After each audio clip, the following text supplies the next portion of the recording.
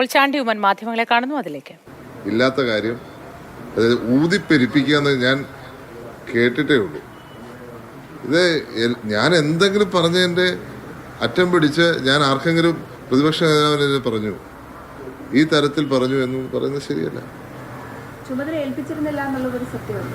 ഞാൻ അത് ചില വിഷമങ്ങൾ ചിലർക്കുണ്ടാവില്ല. അതിനെ പർവ്വതീകരിച്ച് ഞാനെന്തോ വലിയ ഒരു എന്താ പറയുക നിലപാടെടുത്തു എന്ന തരത്തിൽ പറയുന്നത് ശരിയാണോ?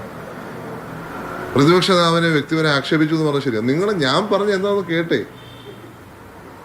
ചുമതലകൾ ഇല്ലായിരുന്നത് കൊണ്ട് പാർട്ടി പറയുന്നിടത്ത് മാത്രം പോകണം എന്നുള്ള തീരുമാനിച്ചു. അത് പാലക്കാടും വയനാടും അതേപോലെ തന്നെ ചേലക്കരയും പാർട്ടി പറയുന്നിടത്ത് പോകണം എന്നുള്ളതാണ് ഞാൻ പറഞ്ഞത്. ഞാനതല്ലേ പറഞ്ഞുള്ളൂ. നിങ്ങളാണതിനെ ഊതിപ്പെരിപ്പിച്ച് വേറെ തരത്തിൽ കൊണ്ടുപോയി ആൾക്കാരെ തെറ്റിദ്ധരിപ്പിക്കുന്നതെന്ന് പറയാതിരിക്കാൻ മേല. ഞാൻ പാർട്ടിക്കെതിരെ പറഞ്ഞിട്ടില്ല, പ്രതിപക്ഷ നേതാവിനെതിരെ പറഞ്ഞിട്ടില്ല. ഞാൻ പറഞ്ഞ കാര്യത്തിൽ പറഞ്ഞതാണ്. പക്ഷെ അത് വ്യക്തിപരമായ ആർക്കെതിരെ പറഞ്ഞതല്ല, പാർട്ടിക്കെതിരെ പറഞ്ഞതല്ല. അതിനെ അങ്ങനെ ആക്കി തീർക്കരുത്. പക്ഷെ അങ്ങ് ഒരു ഇലക്ഷൻ ആകുമ്പോൾ പല കാര്യങ്ങൾ കാണാം. അപ്പം അതിൻ്റെ ഒരു കാര്യം ഞാൻ സൂചിപ്പിച്ചു.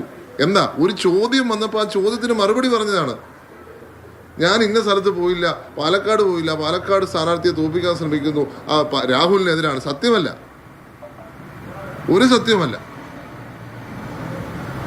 എൻ്റെ അടുത്ത് ചിലർ വരികയും ചെയ്തിട്ടുണ്ട്. ഞാൻ കൃത്യം മറുപടി അവർക്ക് പറഞ്ഞു കൊടുത്തിട്ടുമുണ്ട്.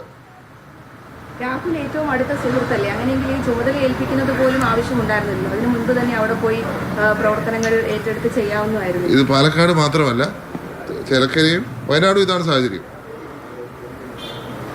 അതൊരു യാഥാർത്ഥ്യമാണ്.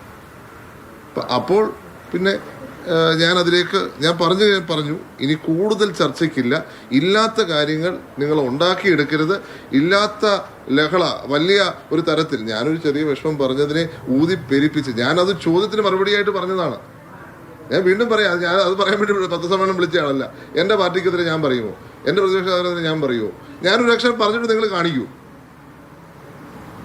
പറയാത്ത കാര്യം ഉണ്ടാക്കിയെടുത്ത് അത് ഈ പറയാത്ത വാക്കുകൾ എൻ്റെ വായിലിട്ട് തന്നാൽ അംഗീകരിക്കാൻ ബുദ്ധിമുട്ടുണ്ട്. ഈ തരത്തിലാണ് മാധ്യമപ്രവർത്തനങ്ങൾ വളരെ ഖേദകരമാണ്.